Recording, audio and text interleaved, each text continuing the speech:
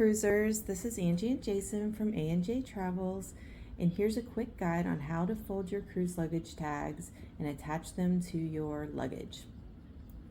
First, you want to print your luggage tags. Make sure that all of the typical information is visible. Usually your cruise line will provide you with these at check-in when you complete it, and or email them when your cruise gets a little bit closer.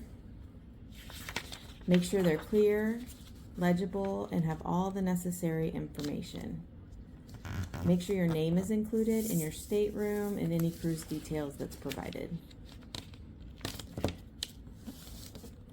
You'll fold them like this so that all of the information will be on the outside of your luggage tags. It's pretty easy, and usually there's really simple instructions to follow.